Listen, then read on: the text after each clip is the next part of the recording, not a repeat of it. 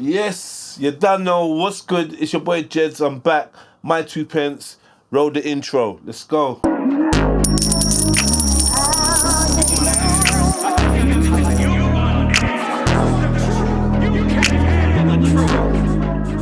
Boom. First things first, man. Big up man like Abbott's for the t-shirt and for the merch that he gave me, man. I appreciated the artwork and that. I'll show you lot another time, but yeah, big up Abbott's. Go check him out. The Charizard one was crazy, but I know that's gone. My guy John copped that, innit? But yeah, I don't know. I just need to buy something though, man. It's crazy. Top grapher, artist. Yeah, man. Big him up, man. Big up Kiwi as well. Yo, what's up? I'm the Jewish Hammer. This is my first time in Scrapyard. Hope I have fun, and I hope I don't gas out. Can't get 170. This is just a test. It's just a test. So rules this match are like all the times. Protect yourself. Once you have a good clean match, choose the Sultan slots down to back your corners. You can open me with this. Scrap on this fight. Yeah. Okay.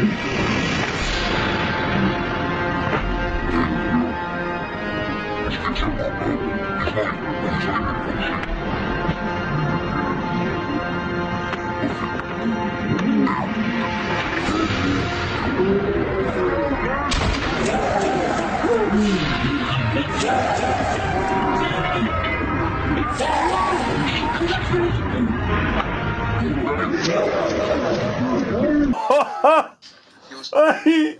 He looked at man before he took man's soul. He literally vanquished man. Literally. Nah, that was cold-hearted. I ain't seen nothing like that for a while. That was spicy. Man gave man the look like, yeah, you're done now. Bow! You get me? My 2pence on that, it's cold. Watch out. I watch a lot of bare knuckle stuff and a lot of MMA and, you know what I mean? I don't know, man. Some say it's barbaric. On the flip side, I find it very entertaining, you know, seeing how far the human body can go, the limits and the training and just the techniques and yeah, man. I don't know. Tell me what you think, man. What do you lot think about MMA? Is it barbaric? Boom. Let's get to the next thing anyway. I just wanted to show you that knockout because it was crazy. So I just thought I'm adding that in. Boom. Sir Lenny Henry calls for 18 trillion in compensation for black Brits over slavery. 18 trillion in compensation for black Brits over slavery.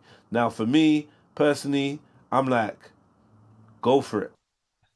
Well, it's another issue on which Nigel Farage, I'm sure, will increase his popularity if they don't send him to jail. Just before we finish, stand-up comedian Sir Lenny Henry has co-written a new book that's being taken seriously by some called The Big Payback, arguing modern racism stems from the slave trade. So every black British person should receive financial compensation at a total cost of $18 trillion. He can't be serious. Well, you mentioned he's a comedian there. I think this is probably his sickest joke yet. There are 2.4 million black people in Britain. Just to give you a bit of context, 1,000 illegal immigrants actually crossed the English Channel yesterday. Let's just, for the sake of argument, let's just say that 500 of them are black. Once we give them a British passport, do we also have to give them reparations as well as a house, free healthcare and everything else? Most black people in Britain as well, unfortunately for Lenny Henry, came directly from Africa or are the descendants of people who came directly from Africa. So they're not part of this kind of, you know, heritage of Caribbean slave trade that he likes to go on about. So yeah, I mean, a pretty shocking stuff really to suggest that we all owe 18 trillion quid's worth of reparations for black people in Britain. And I'm not really sure how it would work in practice and if Lenny Henry cares about the fact that that might benefit everybody. I mean, it's a ridiculous idea. As I said, it would cost trillions of dollars. And I'm not sure that just giving money to every black person in the UK is going to magically stop racism. Anyway, like you said, he's a comedian. And I suppose that proposal should be taken as such. Patrick Christie's great to speak with you. Thanks for joining me. go for it, man. Whatever you can get from Babylon in ways of money or whatever you can get, go for it. Is what it is. Like, I would never stand in the way or object to that. On the flip side of it, though, obviously he's Sir Lenny Henry, you know, a little member of the British Empire, and I always look for what is the agenda behind it. You know what I mean? Because there's a reason why this is all coming out. One thing I found funny was, you see, he's asking for reparations and saying that the British Empire owes reparations or whatever, yeah? Or I need to look into it, who exactly owes the reparations. But he's calling for reparations, which I think most black people would be behind in one way or another. They'd be like, yeah, man, you owe. But the funny thing is, when I looked in the comments, they're just slewing him for being married to a white woman. Not everyone, but like, it's a big topic. Like, but when he married to a white woman, yeah, he used to be, he's not anymore, rare. Well, if he can't represent me if he has or if he was, or it's deep, mad. Like, I think that's a crazy rhetoric. But whatever, if you want the fucking reparations, then why are you worried about who is calling for it, who's using their voice? He's a sir, he's using his voice, he's doing what you lot want him to do, right? Told you one day there's gonna be a day where you got a black prime minister, black mayor, black this, black that, black, bliggity black. You got everything that you could ask for, yeah? And you're still gonna realize it's a trap. Because the face doesn't matter. It's the agenda behind it. But we're still trapped up. Right about now, identity politics ties into our egos and our psyche so deeply that it's almost inescapable for us to fall into the trap of it. It's almost impossible for us not to fall under the spell of identity politics. And, you know, once you put a black face on things, it makes that very palatable, and there's a lot of agendas. They did it with Obama. But anyway, what are you gonna do with your reparation money? Let me know. Let me know. I'm just saying, yeah, because I'm Nigerian, I might possibly not get the same amount, even though Nigeria was affected and Nigerians were affected. Do you know what I mean? But what are you gonna do with the peas? I don't know how much, a couple trillion. What's the check? What's the check looking like for black British people? Hey, black British people, you lot are about to be up. I'm not black British, unfortunately. I was born here and I am black. But I consider myself to be Nigerian or Igbo or African. Do you know what I mean? I don't consider myself to be black British. From the ends, I'm a Londoner. I'm definitely a fucking Londoner. That's for sure, innit? I'm definitely a Londoner, but I'm not British. You know? But yeah, that was interesting. But yeah, a lot of people say, slewing him, say, yo, weren't you married to the white thing? If he's married to the white thing, then you can't represent me. Rare. I'll try to put up a couple of the comments. Yeah, it was cold out here for him. I just think it would be a tragedy if a disproportionate amount of black people were to die of COVID due to a lack of take-up of the vaccine. This is our way out. This is the way out of the pandemic. We should all be doing it. Just get it done. We know you have legitimate concerns and worries. We know that change needs to happen in terms of the relationship between systemic racism and this feeling of being hard done by authorities and institutions.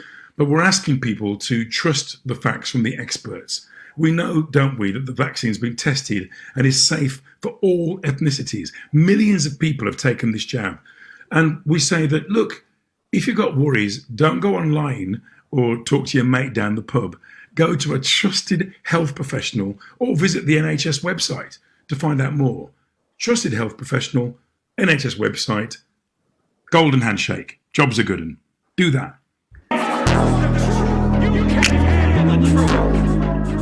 Boom!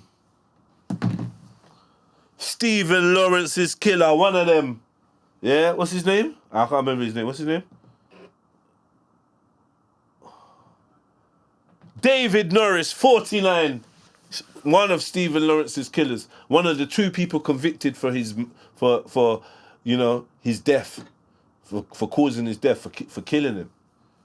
You never know what you can say nowadays, so I try to find the soft words, but sometimes soft words just don't cut it. You murked him. You done his dance. On the racist one, you juked him down, you ran him down, He was at a bus stop with his brethren. You ran him down. You juked him up because he was in Eltham. And you're a white guy, and you don't like N-words. Yeah. 2 of you held the corn. The rest bust case. You ain't giving up names of who else was involved. You're trying to get your parole. Man, I'm not on this jail thing. I'm not on this jail thing. So I feel like when he did what he did, he should the repercussions. He probably wouldn't be around anymore anyway for what he done. So all that keeping him alive and taxpayers' money and everyone, I don't know. But yeah, you're in jail and you're doing your thing. You want to get parole. I'm not standing in the way of a man's parole. You get me? When you hit the roads, hopefully you bump into the wrong people and then we can put this thing to bed. You get me? We can just put this thing to bed. Give him parole. Someone leak where he dead there. And hopefully people do the right fucking thing and give him a welcome. Stephen Lawrence was just 18, with his whole life ahead of him, when he was murdered in a racist attack that scarred Britain. Today, more than 3 decades on, and for the first time, one of his killers, David Norris, publicly admitted his part in his murder. Appearing via video link with greying hair and his back to the camera, he told his parole hearing, "That murder 32 years ago should never have happened. I am totally disgusted with myself and my part in his murder, especially as he was completely innocent." He went on, "I am certainly no longer the violent, racist young criminal I was. I don't expect forgiveness, but I want them, Stephen's family, to know how sorry I am." But he refused to name others involved, saying it would put him and his family at risk. Stephen's dad, Neville, told us he had forgiven his killer, but parole should only be considered if Norris revealed his accomplices. My forgiveness doesn't mean that I'm saying it's okay for him to be freed. For him to show that he's accepted the fact that he did something wrong and he's trying to repair some of the damage that he's done to my family. One of the main things he has to do is to name all the rest of the people that were with him that night. But for many, Norris's words will sit uneasily beside these searing images. Norris and his friends swaggering into the public inquiry into Stephen's killing more than 20 years ago. A picture of arrogance that defined a generation's anger at the failure of justice. While this secret police footage from 1994 captured Norris unleashing a torrent of violent, racist abuse. Stephen's mother, Baroness Doreen Lawrence, was there to hear Norris's supposed remorse. She says she doesn't believe a word of it, calling him a danger to society and warning she fears he would harm black people if released. The hearing was told Norris was still using racist language in prison as recently as 3 years ago. He and Gary Dobson remain the only 2 members of the gang ever convicted of Stephen's murder. The rest still deny any part in it. Well, so Jill, this was a big moment, wasn't it, for the Lawrence family, their long, long campaign for justice? Yes, after decades of denial, for Norris to now publicly accept guilt, even though he's refusing to name his accomplices, is hugely significant, quite apart from the fact that it was quite a moment to witness him publicly admitting his role. His and his gang's arrogance became a symbol of how the justice system had failed a black teenager and his family, and how deep racism still ran in Britain's institutions. That murder and the botched police investigation that followed changed this country. It led to the Macpherson inquiry, which branded the Metropolitan Police institutionally racist, and a finding that reshaped policing and public life. But it's also a reminder that Stephen's family are still waiting for full justice. There is still now 2 days of the hearing left before we expect the parole board to make their decision in about 2 weeks' time. OK, Sejal Courier, thank you. You know what I'm saying? It is what it is. But yeah, he's asking for forgiveness. Like, can you forgive someone that's killed your son? He's asking, you're taking a family member. Can you forgive them? I guess you can. In time. depending on your constitution, depending on how you're framed and how you look at the world, depending on your faith, your religious perspective or your spiritual perspective. Do you know what I mean? And where you are in your healing. It's individual. Some people can, some people can't. But I think that there's definitely a sign of strength to be able to forgive. Now, to be able to forgive you doesn't mean that I won't done your dance. But I forgive you. I'm just saying, innit? I've had a family member murdered. Very close person to me, murdered. So I've actually toyed with the concept of forgiving somebody that's taken. You know, cancer's one thing. Fuck cancer. Rare, car accidents, all these things. That's one thing. Heart attacks, rare, yeah, that's one thing. But like when somebody actually has their life taken from them, and you live with the thought of wondering if this person didn't do that, would they still be alive? What would they be doing now? And that to be a close kin of yours, it's deep, man. So forgiveness is a deep thing to ask for. The mum's gonna become a baroness. I ain't gonna talk about that, but everyone's part of the system now. Do you know what I mean? I feel like the dad's probably the realest one. I think he's in Jamaica. The dad's probably the realest one. And he's like, yeah, I forgive you, but I don't want you to come out of jail. That's what the pop said. I forgive you, but I don't want you to come out of jail unless you tell us who else murdered the brother. Murdered my son, killed my son. Do you know what I mean? I feel like that's a fair request from a civilian like him. YouTube.com/Tim Westwood TV. Yeah, man, you know what I mean? Big dog style. Yeah, man, I can't even do his accent no more, but I used to be able to do a good Tim Westwood impersonation. Tim Westwood charged with 4 counts of fucking unmade wine. 4 counts of it. 4 counts of them fruits that should come with seed in a vineyard. You know what I mean? 4 counts of pussy clark. Grizape. Grizape. Grilligate. Grizape. Yeah? No permission, unconsensual contact. Yeah? Yeah?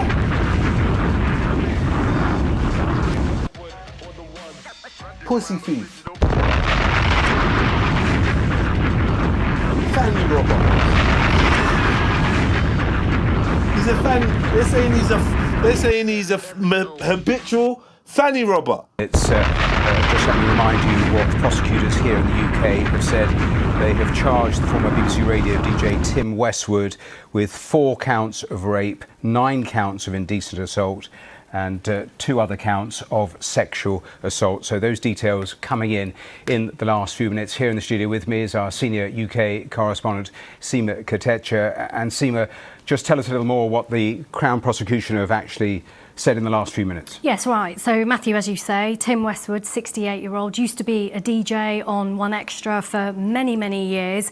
He has now been charged with 9 counts of indecent assault, 2 counts of sexual assault, 4 counts of rape. Now, these relate to non-recent offences between 1983 and 2016 involving 7 women, so they're not recent, and he's going to appear at Westminster Magistrates Court on the 11th of November.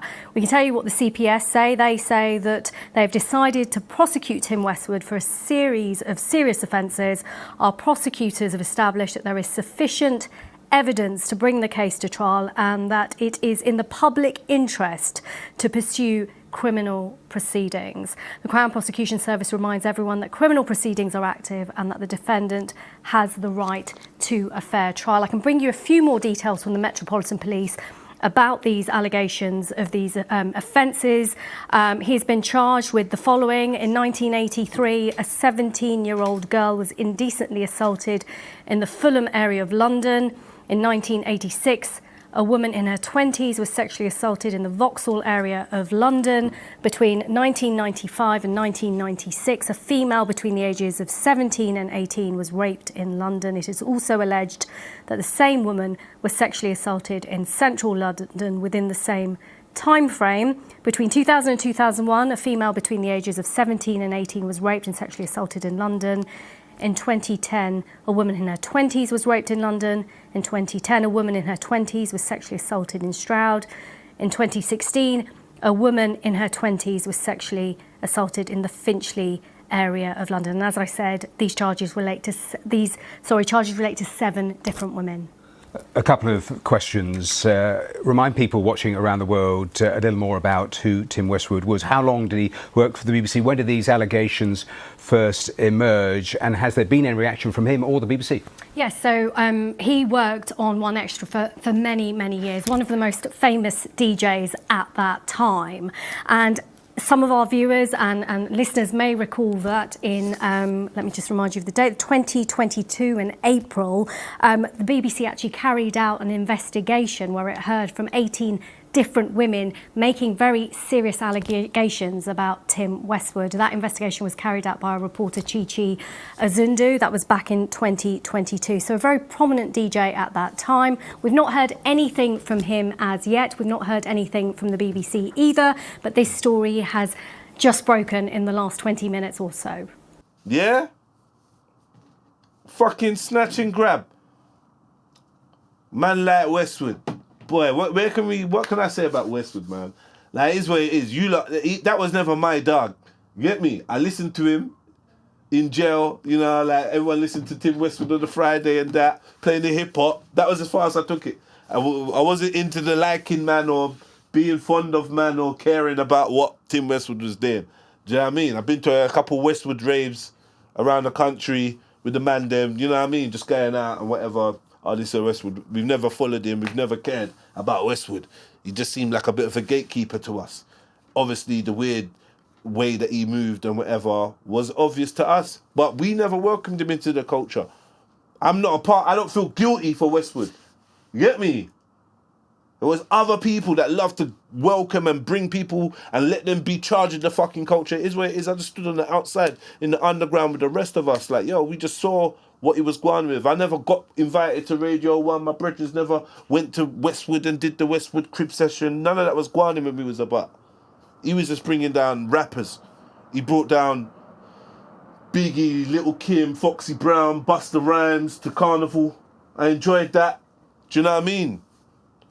Now we hear that he's been doing all kinds of wrong things. I don't know whether this is when they talk about grape, I don't know whether it's what's that called? Statutory. I don't know if it's statutory grape or just old-fashioned grape. Whatever. I don't know which one's the worst, but that's your guy. It's not our guy. So don't try and look at us for Westwood. I don't know what to say about him. Like I told you, this is just a season of men being exposed for how nasty and filthy and debauched and uncontrollable they are. Everywhere, worldwide. All men are like politicians, rappers, normal guys, this, that. Men are nasty and disgusting. And then women are liars and cheaters and gold diggers and they make up nasty stuff about men and they're feminists and they da-da-da. And it's like, you can see the wheels turning. Each story appeals to different demographics, different people. Each story rings a bell and touches a nerve and strokes the ego of different people. And before you know it, everyone's agitated. The war of the genders, the sexes and all that. It's big distractions. Like, it's unfortunate. I know he's been on fuckery, but just look at the patterns. You know, if you run all the world's news, yeah, through an AI algorithm, you'd see. No one. Why is no one using ChatGPT to do that, or whatever? Go and run all the news and see the fucking pattern, see the direction. But yeah, Westwood, another fucker. He's been nabbed. He's done his fuckery. Don't know if he's gonna get found guilty or not found guilty. We all know that he's been involved in fuckeries, even if this is all bullshit. It could be like all these charges get dropped and he's vindicated and everyone's like, oh, we got to allow him. I don't know. But we know he's been on fuckery. But you not welcomed him, man. You welcomed him. Get me? You was all subscribed to the crib sections and all the, get me, let's get all the youths to come and do drill and Westwood and, man, you get me? What do you want us to say? It's bare nasty man out there. But remember, we got no attachment. He attached himself to us. We got no attachment to Westwood. So it's not. It's just the L that some of these or these young people or some of these people fell for it or fell into contact. Because I'm hearing about 14-year-olds backstage at Westwood events. What the fuck? And my mum dropped it. How did you get to this event? We got to take better care of our children, man. We gotta keep them closer, man. Just keep them a little bit closer. You know what I mean? That's not judgment. That's just a consideration. Gotta keep these kids closer, and you know. But yeah, people like Westwood will always exist.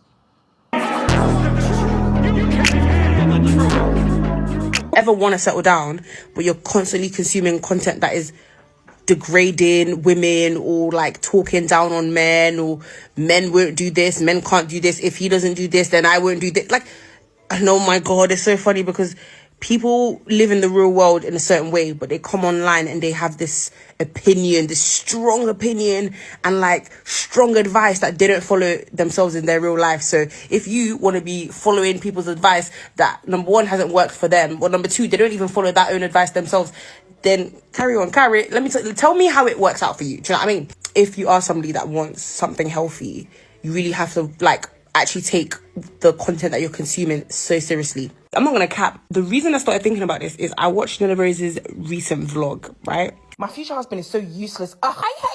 Because what do you mean I'm booking honeymoon suites for myself on my solo trips, please? Because now this stupid man, where are you going to take me on a honeymoon? I've been everywhere. You're going to take me tomorrow? Ugh, he's useless already. But then I don't want to be in the streets anymore. And I love Nella Rose bad. I love her down. But how can you be cussing your future husband that's not even here yet, babe? You can't do that. You actually can't do that. Like, you can't. How can you? You're basically calling the man useless and he's not even here yet. That is so horrible. And I just think things like this, it's just not healthy. This I hate men train. Don't get me wrong.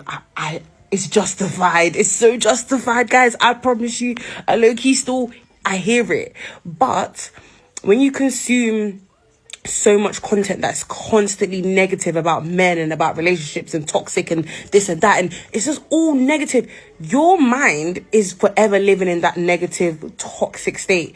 So how are you going to be able to receive anything healthy? How are you yourself going to have a healthy perception of love, of men, of a relationship, if that's all you're consuming? That means unfollowing pages and people that you don't want to be hearing that negative stuff anymore, and start liking things that are a bit more positive, you know. Just change it up. Boom. So, we come like one led into the other. So, yeah. Big up that sister. She's on the right track. Yeah, we got to be careful. Be on guard. There's a war going on outside. No man is safe from. And no woman is safe from. It's a war of the hearts and mind. Yeah? Shock and awe on your core. Please, Jedi, tell us more. What's in store? Well, listen, family, I'm just saying, don't fall for the trap, man. Get me? One love, let's get together and feel alright. That's all we gotta do, man. Like, because all the division, come on, man. We already know divide and conquer, but it's probably too late, man. And I'm a fucking dinosaur. I'm a relic. They never make them like us no more. Get me? If you're one of us, then big up yourself, man. Hit the like button. Do you know what I mean? Let's get these likes up. Do you know what I mean? Please hype the show. You know, there's the hype thing. Join the members as well. Don't forget, join the members. Early access to all the content. So you see all of this from time ago and other stuff. Big up the Patreon gang also, showing love and supporting the growth of the channel. Big up Maverick on the ones and twos. You don't know, without him, nothing would be going. There'd be no lights, camera, no action. Boom! That being said, we're out. Catch Speakonomics, catch My 2 Pence, catch Koch and Flow, catch Pick and Mix, catch Jedi Reacts. There's a lot going on the channel, man. You can't say I don't try. You can't say I'm not putting in the work, man. Do you know what I mean? We're just building and seeing what works and what don't. Make sure you tune into, what's this one called again? Bussin' Jokes. Big up man like Who Is Around. Check out Bussin' Jokes as well, man. Yeah, and we out, man.